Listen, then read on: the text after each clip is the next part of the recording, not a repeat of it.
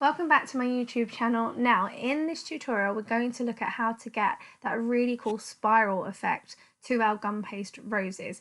Now, this tutorial is definitely for those who are a little bit more advanced in sugar flower work. Feel free to stick around just to kind of get some knowledge and watch how I put this flower together.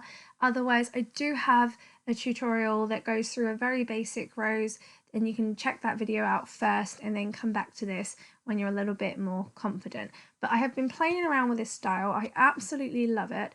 There's loads of different ways and formations in which you can create it, so it can be really fun and a really unique flower.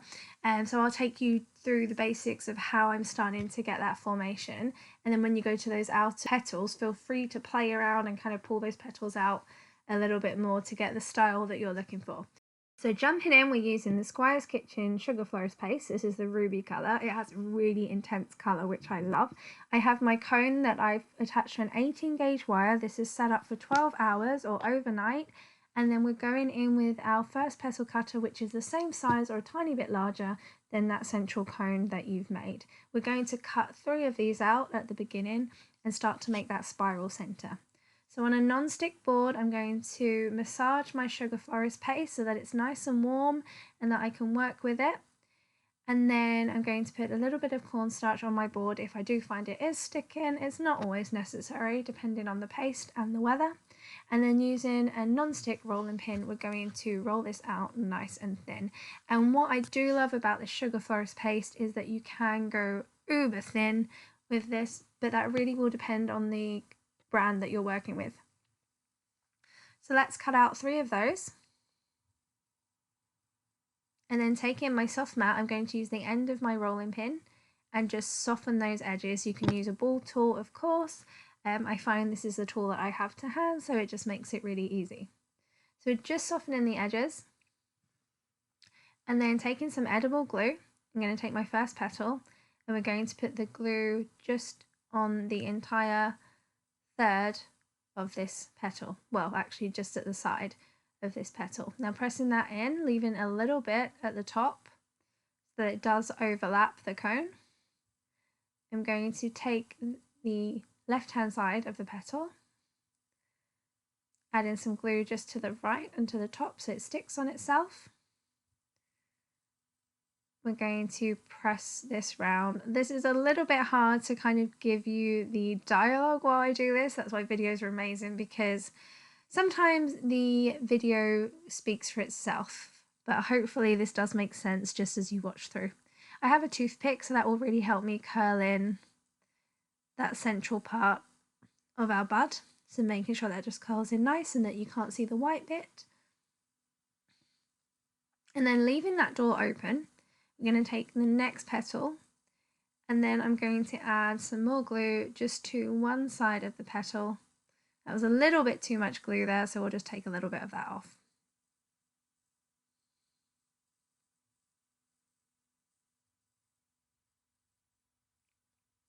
And then tuck this in as closely as you can to the center of this bud. So this is what's quite different about this formation to other rose formations, is that we're going in as close as we can to the center, so that spiral starts off really tight in the middle of the rosebud.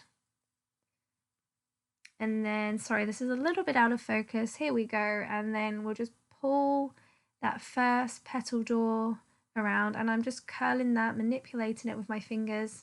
We're not gluing it all the way down. And then leaving the second petal open, making sure it is nice and tight in the center. I can go in and add the other petal. And when we add this petal, we want to keep the door open, so don't close the whole center in. We just need a little bit of glue on one side of the petal. That will be the left hand side, depending on how you're working. You don't want to put anything on the top, especially if you're dusting these roses and adding colour. It will just stick and not look very nice at all. And this one, again, we're trying to go as tight into that very centre that we started, so they almost look as if they've all come in together in a spiral. And that's how you get that. And you can leave these doors open as much as possible, so you might want to have a really dramatic spiral right from the beginning, and really leave those petals open, or you might want to close them in just a tiny bit. So I'm just going to add a little bit of glue just to the very bottom of that petal, just so it kind of sits nicely against the bud, but push those petals out, so we've already got that really beautiful whimsical spiral. Put that in the polystyrene to sit for a bit while we work on our next petals. And we're going to go in with the same cutter set, and we're going to do 3 of these and then 5 just to really complete that spiral. And this is quite organic. When I'm making my roses, I kind of work in an organic way, so I won't always be like exact with my numbers. They're just always odd, so always be 3s and 5s and 7s. But sometimes it will just depend on how the rose looks. I might put less, I might put more.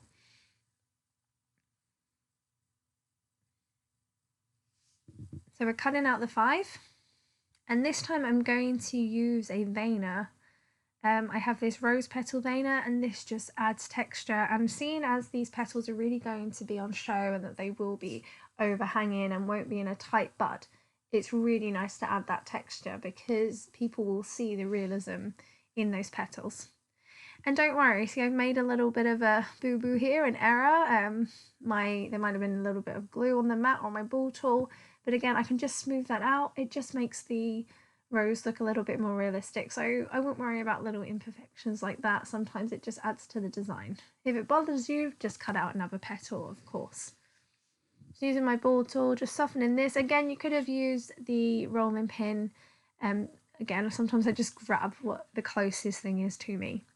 Add a little bit of cornstarch to these veiners if they do get a bit stuck. This is the Squire's Kitchen rose petal veiner as well. There's some amazing ones on Etsy by small businesses, and the detail is insane. So just if you can slightly see that, it's very subtle, but it is there, and when you dust these, these kind of veining details will show up more. There's definitely one on Etsy I have my eye on, and I probably will be purchasing that quite soon, because I've seen the results of that veiner and they are incredible. So I'm just going to add a little bit of cornstarch because this is sticking a bit, and then just press that down as much pressure as possible so that you can see this detail. There. If there's too much cornstarch, don't worry, you can steam these roses after as well to get rid of that cornstarch, or also dust them with some edible food colour. So now I have my 5 petals, and I'm looking at my spiral where it starts, and then I'm going to add the glue to just the left hand side again of the door. So you can see this is going to slide in here.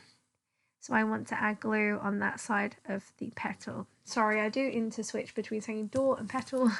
It's just that theory of leaving a door open for the next one to go in, or leaving the petal open.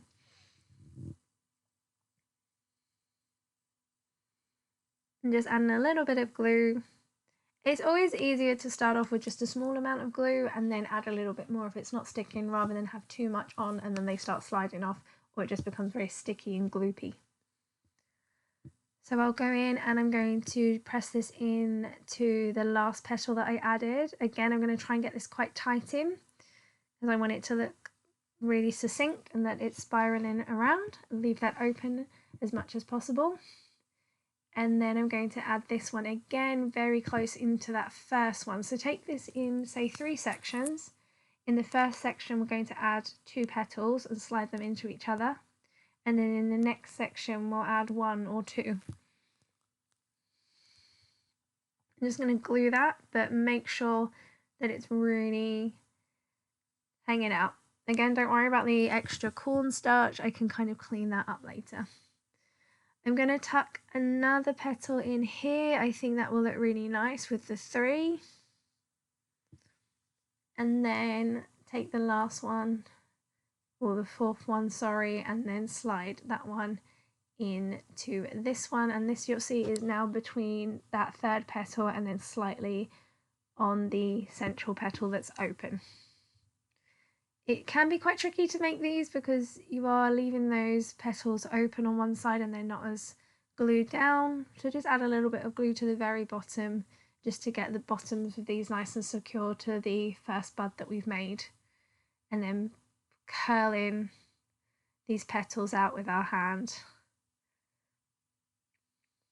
You'll find the higher quality the sugar paste that you're using, the easier this process is. So I'm just going to slide this one in here and kind of twist that round.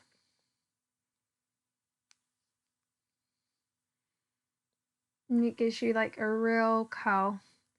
And then I can add another 2 to the other side to carry this on. So when you're cutting out your second layer, go for 7 petals over 5. And then for my final layer, I'm going to cut out around 5 of these. And you can see this covers the base and the top of my rose. So this will cover the white bit at the bottom and it will finish the entire rose off. So just going for the next cutter that's large enough. Cutting out 7 of these. So always just cut out a few extra because again, this is just, it's going to depend so much on the size of the cutters that you're using, where you've placed those petals and the size of that cone that you've made at the beginning. But what's really lovely is that it makes the flower yours, so it won't be exactly the same as my one, but that gives you as an artist, a sugar flower artist or baker, your own signature look. So veining these, you can see actually the veiners working a lot better here. You can see those veins much more, probably because this sugar paste here has been kneaded and is probably a little bit warmer than the other one that might have started to dry out a bit. So when the sugar paste is a little bit dry, or sugar florist paste, sorry, is a little bit dry, sometimes the veiners won't impress as much as when they're nice and warm. So I'm going to go in with this and I'm going to add this to my bud, but I'll have to kind of work upside down now because they won't hold. But initially what we do want is these petals to sit slightly away from our central bud, sorry. So I'm going to start curling these edges over with a toothpick. And I'm just going to do one side, so I'm doing the side that sits away. So of course, working from like my left hand side will be glued down, the right hand side will curl away. Now I'm taking an egg box, the back of the egg box, because I just need something that will allow my petals to have a little bit of a curve in and curl away. So I find if I put them on the back of an egg box and curling them down and then curling up the sides, they will sit really nicely away from the central bud and look like they're kind of floating outwards and give like lots of movement. So let those set up for about 10 minutes, depending on the quality of your sugar paste. You don't want them to be rock hard, you just want them to be flexible but holding their shape. So as you can see here, when I take them off, they have a curl to them. They're slightly cupped, that's the word I'm looking for, they are cupped. So we want them to have a cup shape so that when we apply these to the rose, they will sit really beautifully away and look very realistic.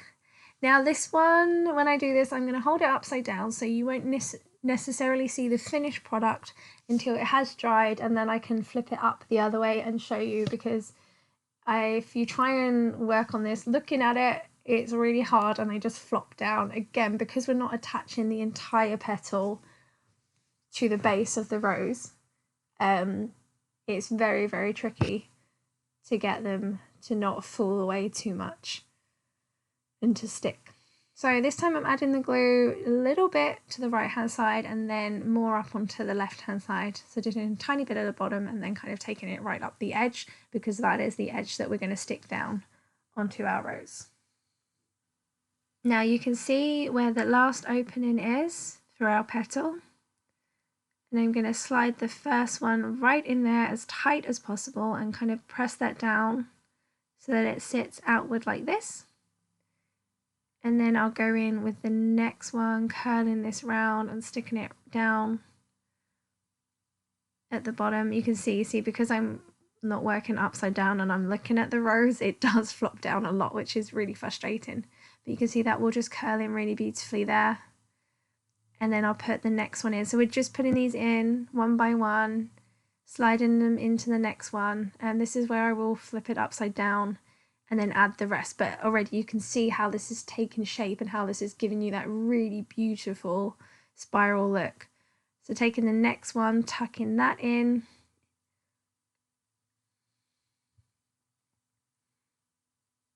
Just leaving a little bit open for myself to get the next one right in, nice and tight. Press that one in. And then we'll take the next petal and push that one in. And just slide those all the way around. And then if you just have like a little drying rack where you can hook the wire over, you can just let this dry for around 12 hours would be the safest bet before revealing your spiral rose at the end. I love these roses. I've made quite a few now in this style. I think they're so beautiful, and just add such an exciting look to your floral arrangements. I'm just going to kind of reposition this one because I want to cover up that white at the bottom as well. So I'll just push that down a little bit and kind of tidy that bit up. And then you can always add a calyx as well if the back of the rose is on show. For me, I don't tend to have the rose back on show, so it's not something I worry about. And there we go, that's our beautiful rose. I'm so happy with how these turned out. I absolutely love them. Keep watching, subscribe, because there's going to be an entire series of different styles of roses, for very simple roses to more intricate roses and realistic ones to just really fun little teacup roses. So thank you so much for watching, and we'll be back with more content very, very soon.